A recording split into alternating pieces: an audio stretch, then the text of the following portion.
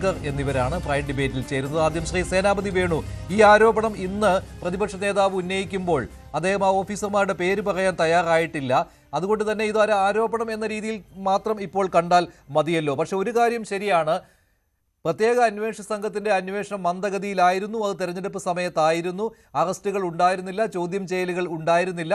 അത് ഹൈക്കോടതി ഇപ്പോൾ ചെവിക്ക് പിടിച്ചതോടുകൂടി വീണ്ടും ഉഷാറായിട്ടുണ്ട് എന്ന് കരുതാം, അല്ലേ? അല്ല, ഈ ഹൈക്കോടതിയുടെ സിംഗിൾ ബെഞ്ച് കഴിഞ്ഞ ദിവസം ചോദിച്ചൊരു ചോദ്യം ഉണ്ടല്ലോ, ഡിസംബർ 5-ന് ശേഷം കാര്യമായിട്ടൊന്നും സംഭവിച്ചില്ല. ആ ചോദ്യത്തിന് ശേഷമാണ് എന്താ പറഞ്ഞ പങ്കജ് ഭണ്ഡാരിയെയും അതുപോലെ തന്നെ ഗോവർദ്ധനെയും അറസ്റ്റ് ചെയ്യാനായിട്ട് തയ്യാറായിട്ടുള്ളത്.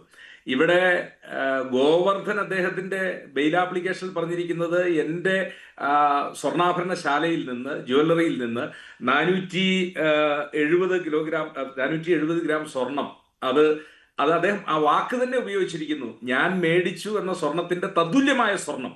ഇവിടെ വളരെ അപകടകരമായ ഒരു കാര്യം നമ്മൾ മനസ്സിലാക്കേണ്ടത്, ഇനി അങ്ങോട്ട് ഇതിനെ സംബന്ധിച്ചുള്ള ഒരു ഫോറൻസിക് ലാബിലെ ഒരു അന്വേഷണം നടക്കുമ്പോൾ ഇവർ റിക്കവർ ചെയ്തിരിക്കുന്ന ഈ സ്വർണവും ഈ പാളികളിൽ പതിപ്പിച്ചിരിക്കുന്ന സ്വർണവും തമ്മിൽ മാച്ച് ചെയ്യുന്നില്ല എങ്കിൽ ഇത് അടിപെടാൻ ഈ കേസ് പോകുന്നുള്ളതാണ് ഒരു പ്രശ്നം. അപ്പോൾ ഗോവർദ്ധൻ അദ്ദേഹത്തിന്റെ ബെയിൽ ആപ്ലിക്കേഷനിലൂടെ വെളിപ്പെടുത്തിയിരിക്കുന്നത് തത്തുല്യമായ സ്വർണം എന്ന് പറഞ്ഞാൽ അതിന് ഈക്വൽ പ്രോപ്പർട്ടിയാണ് കൊണ്ടുവന്നിട്ടുള്ളൂ. ആ സ്വർണം എടുത്തിട്ടില്ല എന്നുള്ള ഒരു അപകടകരമായ ഒരു സ്ഥിതിവിശേഷം ഇവിടെ നിൽക്കുന്നു. അപ്പോ ഇനി അന്വേഷണ സംഘം വളരെ പ്രധാനമായിട്ടും ചെയ്യേണ്ട 2 കാര്യങ്ങൾ, ഒന്ന് ഈ യഥാർത്ഥ സ്വർണം അതാരുടെ കൈകളിൽ ഉണ്ട് എന്നുള്ളത്. അതൊരു പക്ഷേ ഗോവർദ്ധനും ഭണ്ഡാരിയെയും ഒരിക്കൽ കൂടി കസ്റ്റഡിയിൽ ചോദ്യം ചെയ്യുമ്പോൾ ആ കാര്യം പുറത്തേക്ക് വരും എന്നുള്ള കാര്യത്തിൽ തർക്കമില്ല.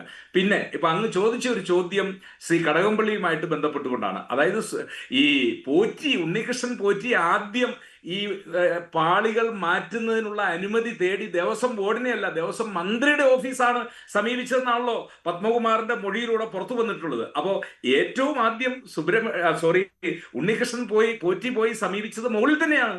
ആ മുകളിൽ നിന്നാണ് ഈ ഹൈറാർക്കി താഴോട്ട് വന്നിരിക്കുന്നത്. അപ്പോൾ സ്വാഭാവികമായി ഇപ്പൊ അദ്ദേഹം പറഞ്ഞത് അദ്ദേഹത്തിന്റെ ഉറക്കം നഷ്ടപ്പെടുന്നു എന്നുള്ളത് യാതൊരു തർക്കവുമില്ല.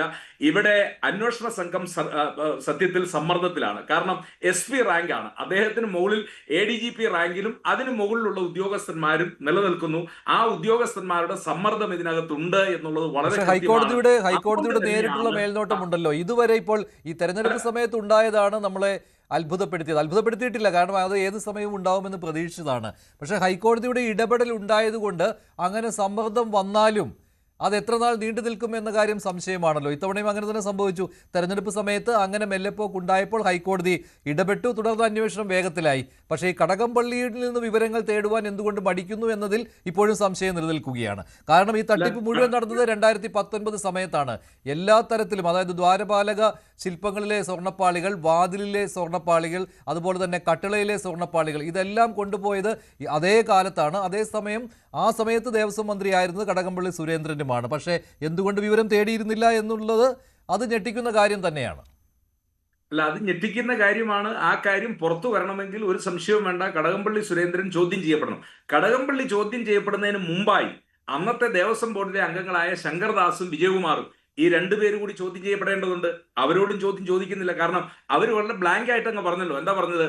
ഇതെല്ലാം അന്നത്തെ ദേവസ്വം ബോർഡിന്റെ പ്രസിഡന്റ് ആയിരുന്ന പത്മകുമാർ സ്വന്തമായിട്ട് എടുത്തിട്ടുള്ള തീരുമാനം. അപ്പൊ പിന്നെ ഈ 2 അംഗങ്ങളുടെ റോൾ എന്താണ്? അപ്പൊ ഈ അംഗങ്ങളെ കൂടി ചോദ്യം ചെയ്യുമ്പോൾ തീർച്ചയായും ഇത് ദേവസ്വം മന്ത്രിയിലേക്ക് എത്തും എന്നുള്ള കാര്യത്തിൽ തർക്കമില്ല.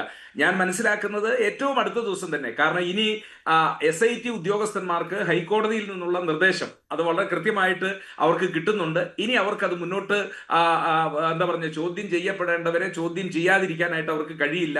ആ ചോദ്യം ചെയ്യൽ അത് എന്നുണ്ടാകും എന്നുള്ളതാണ്. ചോദ്യം ചെയ്യൽ കൊണ്ട് നിൽക്കുവോ? നിശ്ചയമായിട്ട് നിൽക്കാൻ പറ്റത്തില്ല. കാരണം ഇത് ദേവസ്വം മന്ത്രിയുടെ ഓഫീസ് അറിയാതെ ഈ കാര്യങ്ങളൊന്നും ഇവിടെ നടന്നിട്ടില്ല എന്നുള്ളത് വളരെ കൃത്യമാണ്. ശ്രീ ഷാബു പ്രസാദ്, ഇനി ബാക്കിയുള്ളത് മന്ത്രിയും തന്ത്രിയുമാണ്. ഇവരിലേക്ക് അന്വേഷണം പോകുമോ എന്നുള്ള കാര്യം കൂടിയുണ്ടല്ലോ. അതിൽ തന്ത്രി അത് ഔദ്യോഗികമായിട്ടുള്ള ഒരു തീരുമാനം എടുക്കുന്ന ആളല്ല എന്ന രീതിയിൽ അന്വേഷണത്തിൽ നിന്ന് മാറി നിൽക്കാൻ അദ്ദേഹത്തിന് കഴിയും. മന്ത്രിക്കും അതേ രീതിയിൽ തന്നെയാണ്, ഒരു ഫയലിലും ഒപ്പിടുന്നില്ല ഇതേക്കുറിച്ചുള്ള എന്ന രീതിയിൽ മാറി നിൽക്കാൻ പറ്റും. പക്ഷേ യഥാർത്ഥത്തിൽ അങ്ങനെയാണോ കാര്യങ്ങൾ?